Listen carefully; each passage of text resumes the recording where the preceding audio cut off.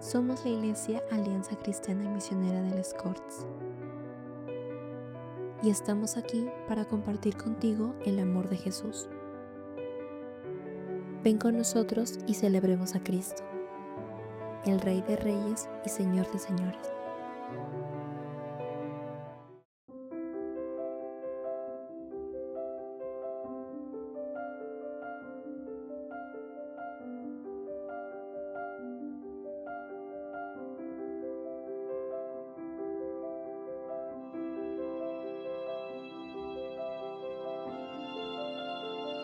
Amén. Amén, amados hermanos, amigos, una vez más, buenas tardes con todos y cada uno de vosotros. Hoy continuamos con nuestra serie Testigos hasta los confines de la tierra.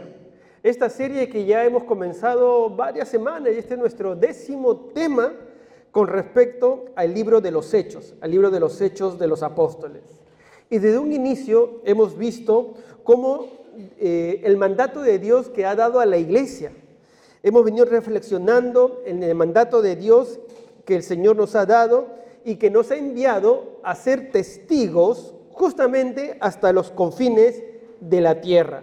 Ese es el mandato. Tenemos que ser testigos, no solo en Les Corts, sino en todas las partes de este mundo, hasta los confines de la tierra. Y ese debe ser nuestro sentir, nuestra voluntad como iglesia y a nivel personal, ser testigos de Jesús a toda criatura. Por supuesto, teniendo en cuenta nuestra propia Jerusalén, es decir, nuestro Les Corts, nuestra Barcelona. Pero tenemos que apuntar a todos los confines de la tierra. Pero ¿cuál es el problema? ¿Por qué nos cuesta ser testigos? ¿Por qué los jóvenes no impactan a otros jóvenes? ¿Por qué los hombres no ganan a otros hombres? ¿Por qué las mujeres no impactan a otras mujeres? ¿Por qué a los adolescentes les cuesta ser testigos de Cristo? ¿Por qué a la iglesia le cuesta ser testiga de Cristo?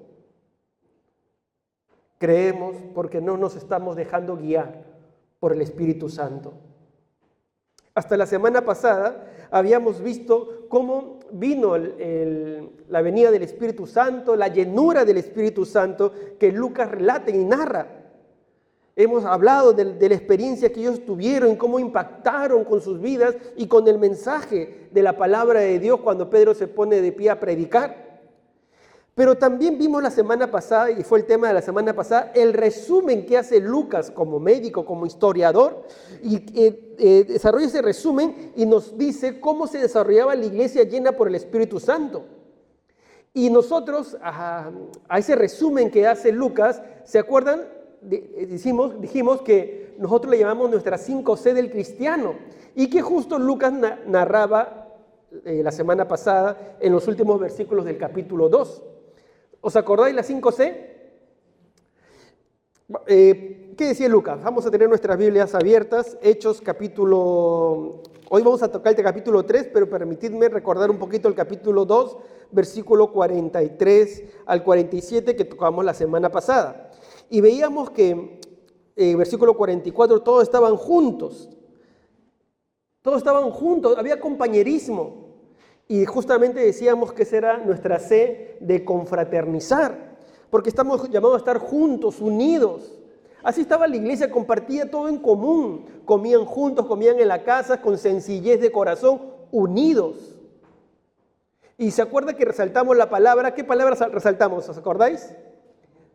Tenemos que ser, para la comunión, tenemos que ser sencillos de corazón. Eso significa humildad.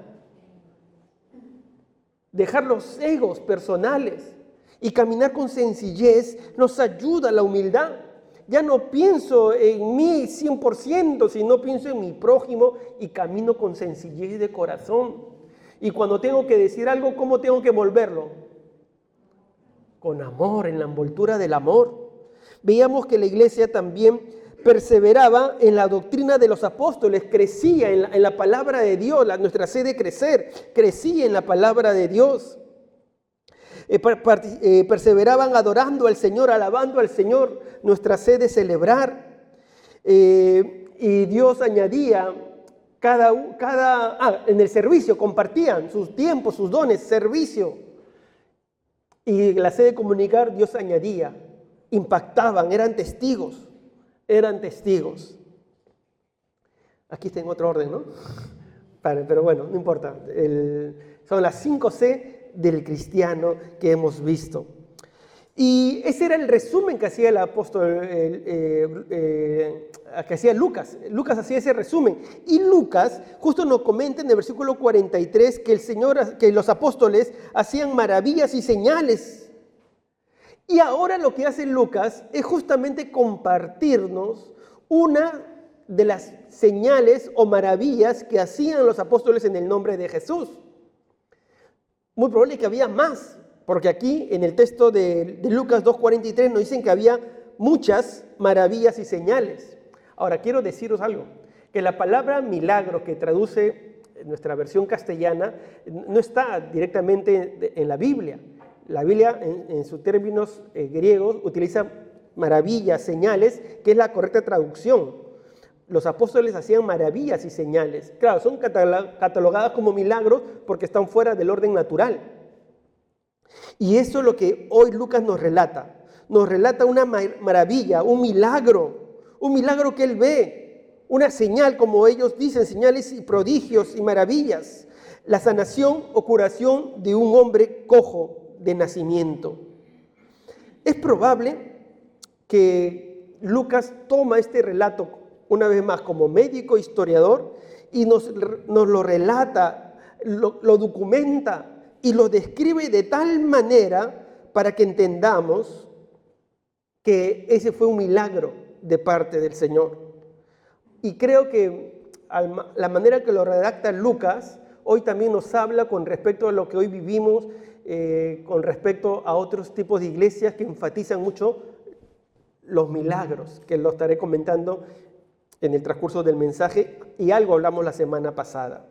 Entonces vemos que en este relato del capítulo 3, ahora sí ponemos el título, en el capítulo 3, que lo hemos titulado El poder de Dios que obra en el Espíritu, vemos cómo Dios se manifiesta el poder de Dios. Y la pregunta que hoy vamos a responder es, ¿en medio de qué circunstancias se manifestó el poder de Dios? ¿En medio de qué? ¿Cuáles eran las circunstancias que rodeaban a esta manifestación del poder de Dios? En primer lugar, veo una iglesia devota, veo devoción. Dios muestra su maravilla en medio de la devoción, porque nos dice Hechos capítulo 3, versículo 1. Dicen que Pedro y Juan subían juntos al templo a la hora novena. Esa hora novena era la hora ¿de qué? De la oración. Más o menos eran las 3 de la tarde. Recordad que el reloj judío comenzaba a las 6 horas. De ahí comenzaba la primera hora. Entonces eran casi las 3 de la tarde. Y esa hora era la hora acostumbrada por los judíos para ir a orar. A esa hora iban a orar al templo. En otras palabras, lo que estaban acostumbrados Pedro y Juan era mantener la disciplina de la oración. La oración era una disciplina, un hábito. Y hemos venido hablando también de la oración como una característica de una iglesia sana, de una iglesia llena del Espíritu Santo. Mi amado hermano, el creyente debe ser alguien que disfrute orar, pero que también se discipline a orar, tanto en forma individual como en forma colectiva, en comunidad. Y qué interesante que Pedro y Juan subían juntos a orar. ¿Ven también la unidad, la amistad? Vamos a orar, Pedro, vamos a orar, Juan. Y subían juntos a orar. Esa es la comunidad de la iglesia. Ir juntos a orar. La oración es vital. Os decía la semana pasada que la oración es como el termómetro de una iglesia. Si queremos saber si una iglesia está sana, tenemos que ver cuánto tiempo le dedica a la oración. Una iglesia que no está sana, no está orando. Y tenemos que ser una iglesia y creyentes de oración. Debemos orar juntos, en unidad, en comunidad. porque ello nos lleva a que en forma de comunidad, con forma conjunta, dependamos de Dios, nos humillemos ante Dios. Ya hemos dicho que el orar es una necesidad como el aire que respiramos y por tanto necesitamos ser fieles en oración. Debemos crecer en oración. Si el Señor Jesús dependía de la oración, siendo Él el Hijo de Dios y Él siendo lleno del Espíritu Santo, ¿cuánto más usted y yo? Necesitamos crecer en la oración. El Espíritu Santo se manifestó en una iglesia que tenía devoción, en una iglesia que oraba en medio de la disciplina de oración. Mi amado hermano, no hay fórmulas mágicas. Lo que vemos en la iglesia es disciplina, orar, mantenernos en oración, crecer en oración. Hoy tenemos que respondernos si estamos creciendo en oración. Tristemente se dice que este es el tiempo en que la iglesia ora menos. Y qué triste que en los tiempos de oración vienen menos gente. Tenemos que crecer en oración. Tenemos que ser una iglesia que ora. Tenemos que mantener ese hábito y crecer en ese hábito. Compartíamos con los hombres hace algunas semanas que aún más la oración transforma nuestro carácter. Cuando somos hombres de oración, decíamos a los hombres, y esto aplica para hombres y mujeres, cuando somos creyentes en oración, cuando somos personas en oración, nuestro carácter se transforma porque nos volvemos más dependientes de Dios. Estábamos en nuestro seminario y compartíamos eso con los hombres y nos decidíamos juntos a crecer en oración porque la oración transforma mi carácter, transforma mi vida, transforma mi temperamento. Me hace más dependiente, más humilde, porque me estoy humillando ante Dios. Y cuando me humillo ante Dios, mi carácter se transforma. Más lejos de la oración, entonces más se apodera mi yo, mi orgullo, mi ego. Más soy yo. Cuando más bien la Biblia me dice que tengo que ser menos yo, menos Enrique tengo que ser. Y tengo que ser más hijo de Dios. Tenemos que fortalecernos en la oración. ¿Cuántos dicen amén? Tenemos que crecer en oración. Crezcamos en oración. Pedro y Juan, llenos del Espíritu Santo, iban a orar. Iban a orar. Una iglesia llena del Espíritu Santo va a orar. No dice, es que como estamos llenos del Señor, no necesitamos orar. Yo oro en mi casa. Es que yo estoy lleno del Señor. Yo oro solamente en mi casa. No. Eso no nos enseña la palabra de Dios. Nos enseña que debemos orar juntos. Nos enseña que debemos perseverar en oración. Nos enseña Jesús que si dos o más se ponen de acuerdo, la oración en comunidad es vital.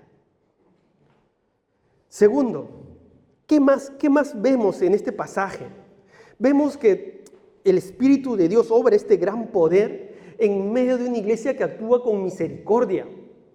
Vemos actuando a Pedro y a Juan con misericordia. Vamos al texto.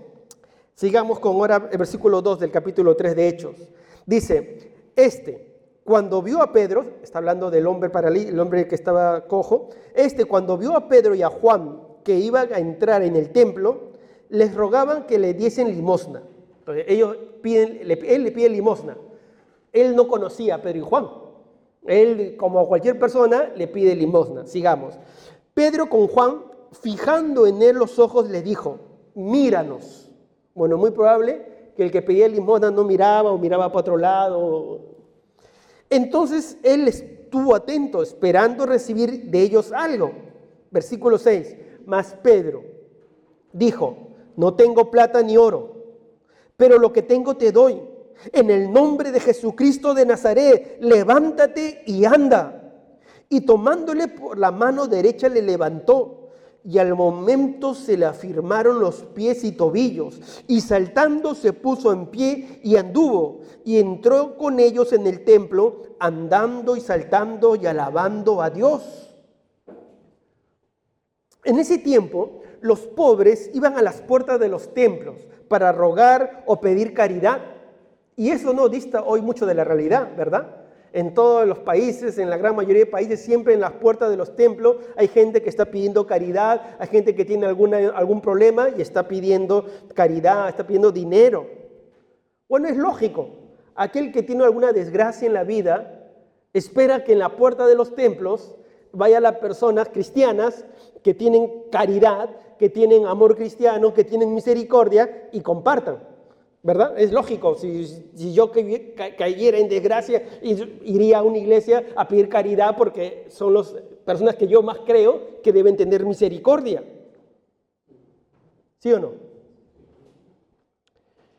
Y es que verdaderamente una iglesia de Dios, una iglesia que adora a Dios, debe ser misericordiosa.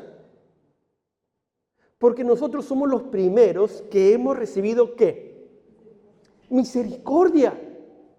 Cuando yo comprendo que yo he recibido misericordia porque yo me merezco la condenación eterna, me merezco el infierno, me merezco que Dios ya me haya consumido hace tiempo.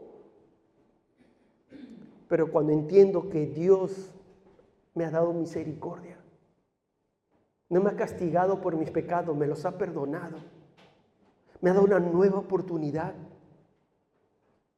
entonces yo digo, Señor, yo también debo dar misericordia. Yo también debo ser misericordioso. Esta es una característica de la iglesia cristiana, de la iglesia que sigue a Jesús. Dar misericordia, ser misericordioso. Pedro y Juan iban al templo. Y este hombre le pide dinero, era un cojo de nacimiento.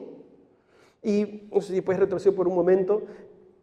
Entonces les pide, no los conocía, y les pide dinero, una limosna. Entonces Juan le dice, mira, versículo 6, no tengo plata ni oro. Dice Pedro, no tengo plata ni oro, no tengo euros en este momento. No, tampoco en mi cuenta tengo euros. Pero le dice, te doy, en el nombre de Jesucristo de Nazaret, levántate y anda. Y sigue, por favor. Y le toma de la mano derecha. ¿Por qué le toma de la mano derecha? Bueno, quizás mostrando su amor, mostrando su acercamiento, mostrando la misericordia. Ahora, si quería levantarlo, tenía que tomarlo. Pero también muy probable porque ¿a quién se lo había visto? ¿A quién? A Jesús. Ya lo había visto a Jesús. El discípulo hace como hace su maestro. ¿Y se acuerdan? Me acordaba, cuando leí esto me acordé de la obra teatral. ¿Se acuerdan? La escena que hacemos de Jairo, que está en la Biblia, que Jesús toma la mano de la niña, ¿no? Entonces él vio que le toma la mano derecha, como su maestro. Lo levanta. Y Lucas, que está narrando, relata con detalles. Él era médico. Entonces este milagro también le asombró, porque era cojo de nacimiento, muy probable que tenía más de 40 años, así que ya 40 años había estado sin caminar. Y le dice, y al momento ese se le afirmaron los pies y los tobillos, cuenta Lucas. ¿Cómo tenía los pies y cómo tenía los tobillos? No lo sabemos, pero lo que está narrando Lucas es que cuando Pedro lo toma, lo levanta, los pies y tobillos se le afirman. ¿Y luego qué hace? Saltando, se puso en pie y comienza a andar. Y entró con ellos en el templo. Y cuenta Lucas que entró en el templo andando, saltando y alabando a Dios. Lucas describe este evento porque esto era algo milagroso o era una maravilla. En los términos de Lucas, una maravilla, una señal que estaba respaldando el mensaje, la predicación, la obra que estaban haciendo los apóstoles. Pero todo en el marco de la misericordia. Hoy la gente clama por misericordia, pero a veces nos estamos volviendo duros. Me acuerdo de esta canción que cantaba Marcos Vidal, que hace una comparación a la parábola de buen samaritano, ¿no? que pasa un pastor, pasa un director de alabanza y ven a alguien necesitado y ¿qué hacen? Pasan de frente. Estoy apurado, pasa de frente. Y luego pasa un gitano y le muestra misericordia. Nosotros estamos llamados a dar misericordia. Estamos llamados a pensar en las personas que pasan momentos difíciles, en los enfermos, en los que pasan necesidad. Pero ahora decimos, no, que se preocupen los entes sociales, que se preocupen los entes sociales del ayuntamiento. Somos una iglesia que tiene que ser misericordiosa, que tiene que mirar al necesitado. Pero es interesante que Pedro y Juan, al mostrar misericordia, al momento de sanarle, porque él decía, bueno, no tengo oro, te voy a dar algo mejor, porque el cojo no se lo esperaba. El cojo estaba pidiendo dinero, ¿no? Pero él no se esperaba, recibió algo mejor, recibió la sanidad. Recibió la sanidad. ¿Y cómo lo sana Pedro? Es interesante, ahora sí retrocedo un poquito, que le dice, no tengo plata ni oro, pero lo que tengo te doy. ¿Qué tenía Pedro? ¿Qué tenía Pedro? Pedro tenía a Jesucristo en su vida, como tú y como yo. Como tú, como yo. Quizás no tenemos tampoco plata ni oro,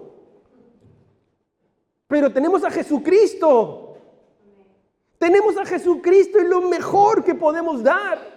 Por eso que lo tercero que veo es una iglesia dependiente de Cristo. Veo la dependencia a Cristo. En el nombre de Jesucristo de Nazaret, levántate y anda, dice Hechos 3:6. Levántate, anda. Pedro toma el nombre de Jesús. Y amados hermanos, amigos, cuando alguien toma el nombre de Jesús, está invocando su presencia. En el nombre de Jesús, su presencia, su carácter, su soberanía, su poder. Cuando tomaban el nombre de Jesús, estaban hablando de su presencia, de su carácter, su soberanía, su poder. Porque Jesús les dijo a sus discípulos en Marcos 16:17, estas señales seguirán a los que creen. En mi nombre echarán fuera demonios. En mi nombre. En mi nombre. Porque en su nombre estamos diciendo que estamos actuando bajo su identidad, bajo su autoridad. El nombre de Jesús representa justamente que actuamos en la representación de Jesús, en la autoridad de Jesús. La autoridad no es que viene de nosotros, viene de Jesús. Representamos a Jesús, la autoridad nos respalda y esa autoridad viene de Jesús. Cuando un policía dice, deténgase en nombre de la ley, hay una autoridad que está respaldando a ese policía.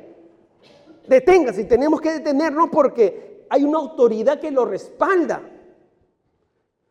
Pero si un impostor usa el uniforme de la policía, ¿qué ocurre? Se le debe detener a esa persona porque está usurpando una autoridad que no tiene. Y cuando uno toma el nombre de Jesús, está tomando el nombre de Jesús porque se somete al nombre de Jesús. Está sometido a la autoridad de Jesús. ¿Os acordáis? Hubo otro grupo de judíos o exorcistas ambulantes que tomaban el nombre de Jesús. Hechos capítulo 19, versículo del 13 al 17 nos cuenta eso. Dice que algunos de los judíos, exorcistas ambulantes, intentaron invocar el nombre del Señor Jesús sobre los que tenían espíritus malos diciendo, os conjuro por Jesús, el que predica Pablo. Había 7 hijos de una tal Exeba, judío, jefe de los sacerdotes que hacían esto. Pero respondiendo el espíritu malo dijo, a Jesús conozco y sé quién es Pablo, pero vosotros, ¿quiénes sois? Y el hombre en quien estaba el espíritu malo, saltando sobre ellos y dominándolos, pudo más que ellos, de tal manera que huyeron de aquella casa desnudos y heridos.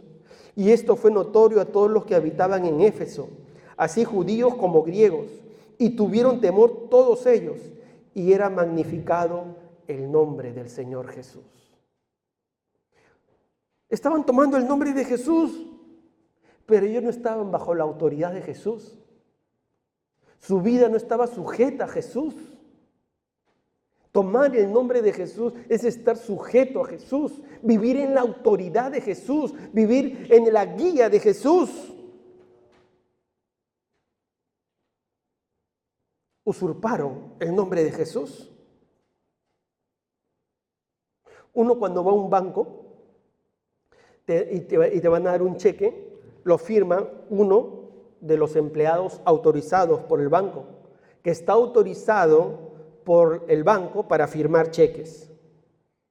Así que pone su firma, el sello del gerente y ya está. Pero si uno firma ese cheque, ¿qué está cometiendo? Fraude. Cuando alguien toma el nombre de Jesús pero vive lejos de él, usa un sello que el cielo no lo ha firmado, entonces está cometiendo un gran error. Tenemos que tomar el nombre de Jesús, pero vivir en forma cristocéntrica, estar bajo la autoridad de Jesús, vivir para Jesús. Ellos, Pedro y Juan, toman el nombre de Jesús porque están viviendo bajo la autoridad de Jesús, en el nombre de Jesús. Tú y yo tenemos que vivir en forma cristocéntrica, vivir para Jesús, caminar en Jesús y aún morir para Jesús. Dios no quiere que usemos su nombre como una fórmula nada más. ¿Cuántos creyentes usan a Jesús como una fórmula, pero sus vidas no están bajo la autoridad, bajo el señorío, bajo la gobernanza de Jesús?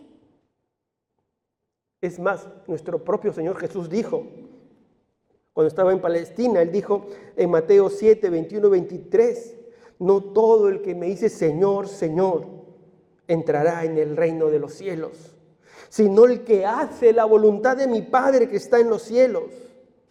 Muchos me dirán aquel día, Señor, Señor, no profetizamos en tu nombre, y en tu nombre echamos fuera demonios, y en tu nombre hicimos muchos milagros. Y entonces les declararé, nunca os conocí, apartados de mí, hacedores de maldad. Nunca os conocí, han tomado mi nombre, pero no hacían mi voluntad. Lo más importante es hacer la voluntad del Señor, rendir nuestra vida a la voluntad del Señor.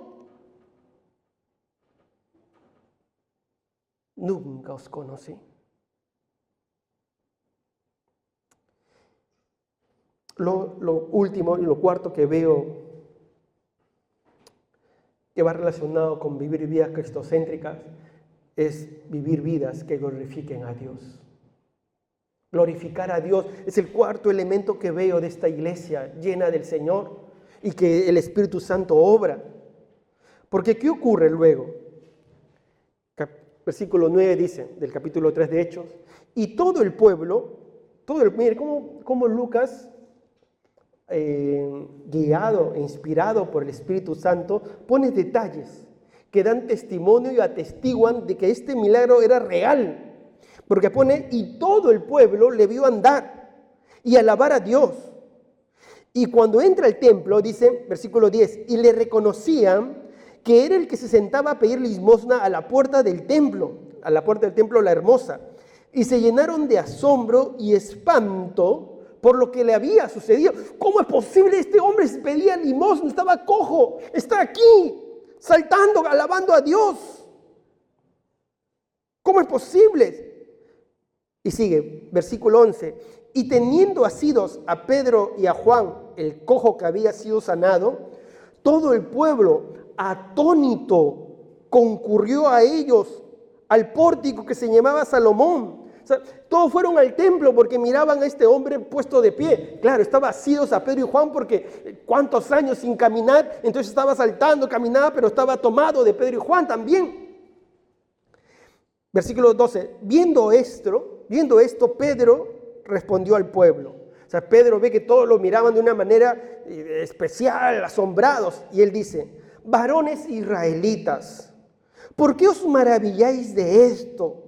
¿O por qué ponéis los ojos en nosotros, como si por nuestro poder o piedad hubiésemos hecho andar a este?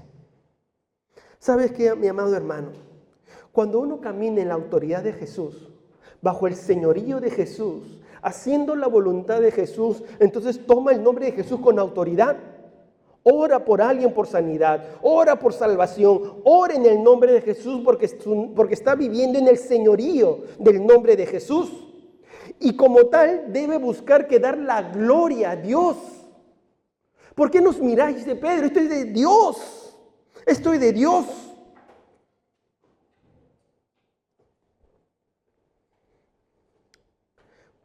Justo esta semana, o el día sábado, o el día viernes, creo que, el día viernes, prendo un momento el televisor y vi un reportaje de La Sexta. Ya están saliendo mucho, ya le he comentado la semana pasada, también comentaba que están saliendo muchos reportajes en el Canal 3, salió un reportaje de los protestantes evangélicos y están saliendo muchos reportajes ahora de los evangélicos. Y salió un nuevo reportaje de La Sexta. Hablaban del poder de las iglesias evangélicas y de los pastores. Y tristemente salen mayormente estas iglesias apostólicas, que son las que dicen, ven para que reciban milagros y anuncian milagros. Y hicieron un reportaje de las personas que recibían milagros. Entonces, no sé cómo hicieron, pero miraron, captaron y fueron a buscar a estas personas. Y usted, señor, que decía que le salió un nuevo hígado, porque decía que tenía un riñón, y ahora tiene otro riñón. Entonces, llegaron a él. Y total, no tenía una prueba médica, como decían que en ese momento alguien le tomaba una placa en ese momento y comenzaron así a revisar varios milagros y no eran ciertos.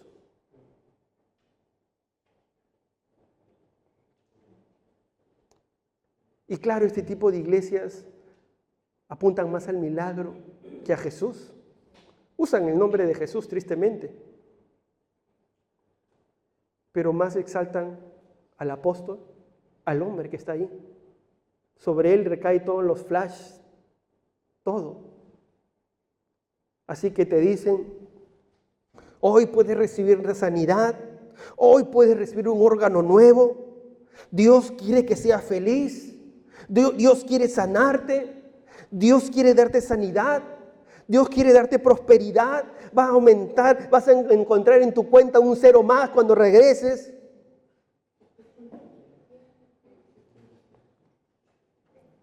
Y muchos quizás van con una fe sincera, pero son timados. Y los reportajes que salen nos engloban a todos como si todas las iglesias fuéramos así. Aunque un español de la Alianza Evangélica decía, no todas las iglesias somos así. Ese es un tipo de iglesia que muchos evangélicos censuramos. Ese no es el evangelio de Jesucristo. Ese evangelio de la prosperidad no es evangelio. Es una mentira. Porque ellos no fueron proclamando los milagros. Ellos fueron a hablar de Jesús, a predicar en el nombre de Jesús. Pero su misericordia los llevó a hacer un milagro. No están diciendo, vengan, promoción de milagros, vengan a recibir sus milagros. Y venía gente de muchos lugares. Y estos periodistas, ¿qué hicieron? Le comenzaron a preguntar a los que entraban, ¿vienes por un milagro? Sí, venía con su muleta, vengo por un milagro, en Sierra vengo por un milagro. Y después cuando salía les preguntaban, ¿y qué pasó? Porque veo que no pasó nada porque salieron igual. Porque el evangelio no es promover milagros. Porque ya sabes que el principal milagro que obra el Señor Jesús es la transformación de nuestra vida. ¿Cuántos dicen amén? Jesús vino por nuestras vidas. El Señor Jesús hizo milagros, porque los milagros eran las señales de que Él era el Mesías. Y eran señales de que Él era el Mesías. Y sus apóstoles hicieron milagros porque eran las señales de que Él era el Mesías. Hoy hay dos posturas en la teología. Se habla del cesacionismo o el continuismo. El cesacionismo dice que han cesado los milagros. El continuismo dice que continúan los milagros. Yo creo que continúan los milagros, pero conforme a la soberanía de Dios. Nosotros no manejamos a Dios. Dios obra como quiere obrar. Dios sana que quiere sanar. Nosotros estamos llamados a caminar con devoción, buscando a Dios, con misericordia, buscando su palabra, dándole la gloria a Él y andando bajo la autoridad de Cristo en nuestras vidas. Y Dios, si quiere, obrará un milagro. No andamos buscando los milagros. Si damos una ofrenda voluntaria, no porque yo doy y Dios me va a dar el doble, el triple. Voy a llegar y como decían, no sé si la gente creía, pero vas a llegar y vas a encontrar un cero, un dígito en tu cuenta bancaria. No, tú no das tu ofrenda porque voy a dar 10 para que Dios me devuelva 30, 40, 50. No. Dios, cuando vino la viuda a dar su ofrenda, ¿se acuerdan? Dio todo lo que tenía. Y Jesús no le dijo, tranquila, que ahora ya te viene acá la devolución. No, le exaltó de que él daba más allá de sus fuerzas. Seguro que tiene su recompensa espiritual, pero es del Señor, Él sabe cómo lo hace. No le doy porque quiero que me dé. No es como una financiera. No, quiero serle fiel a Dios. Quiero contribuir a la extensión de su reino. Quiero honrar a mi Dios con mi vida, sobre todo en primer lugar con mi vida, con mis acciones. También ofrendo porque le amo y quiero contribuir a su obra. Pero no lo doy porque quiero recibir algo, no. Y si hacemos algo, no es para recibir nosotros los aplausos. Mire, he dado esto. He hecho esto. Yo estoy haciendo esto. Esto es... No. Lo hacemos para la gloria de Dios. Y si podemos permanecer en el anonimato, mejor. Para que Dios reciba toda la gloria. Nosotros nos tenemos que esconder detrás de la cruz de Cristo. Él se merece toda la gloria. No decimos, yo le voy a orar y me voy a sanar. No. Es ese espectáculo. Nosotros debemos dar la gloria a Dios. La iglesia debe conducir todo a la gloria de nuestro Dios. Pero quiero terminar con algo que me impactó y lo he estado pensando, meditando mucho. Y no sé si me puedes poner el último versículo, Eri. Que la verdad que el mensaje iba a ser hasta el versículo 10, pero estoy mirando los siguientes versículos. Me impactó el versículo 12, cuando dicen los discípulos, varones israelitas, ¿por qué os maravilláis de esto? O sea, no, ¿te imaginas tú que estaban haciendo escándalo y me parecía como que era ese tipo de acontecimientos que hacen, más bien quieren que se maravillen. Ellos más bien decían, no se maravillen nosotros, no. Más bien lo que vemos de este tipo de iglesias es que quieren que se maraville y que salgan en las redes. Ahora hasta en los milagros salen en las redes, hacen el TikTok del milagro, camina. ¿Por qué os maravilláis de esto? Más bien hace lo contrario. Y segundo, Lucas cuando relata este milagro ve todas las evidencias que era un milagro verdadero, porque Dios obra milagros. ¿Cuántos dicen amén? Dios obra milagros verdaderos.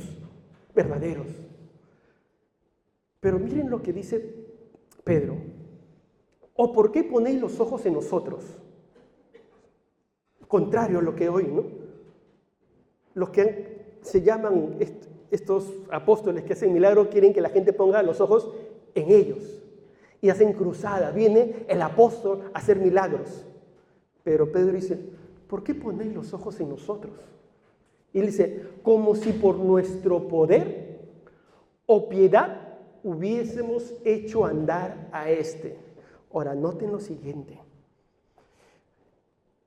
Cada punto describía un poco cómo estaba la iglesia o cómo andaban ellos. Pedro hace una aclaración. lo que obran ellos no es uno por su poder, pero tampoco por su piedad.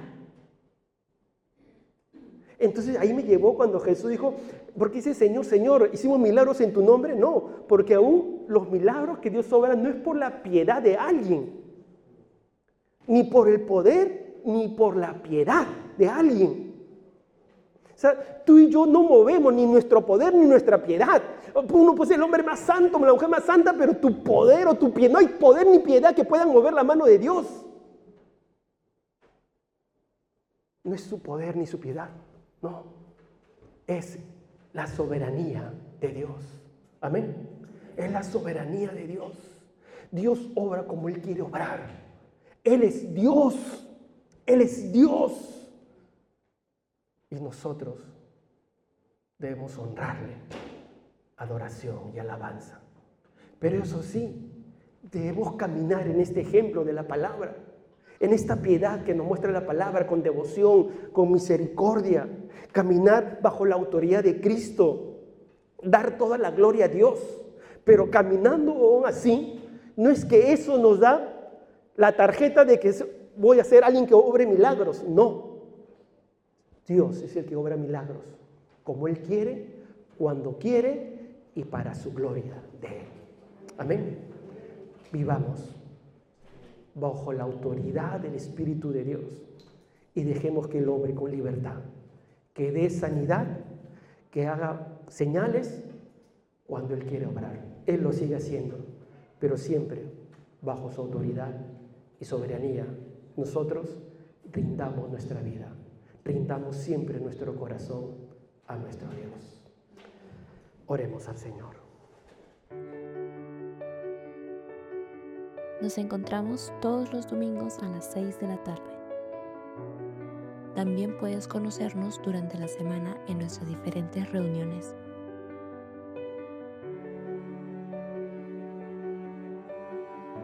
Síguenos en nuestras redes sociales. Nos gozamos que estés aquí.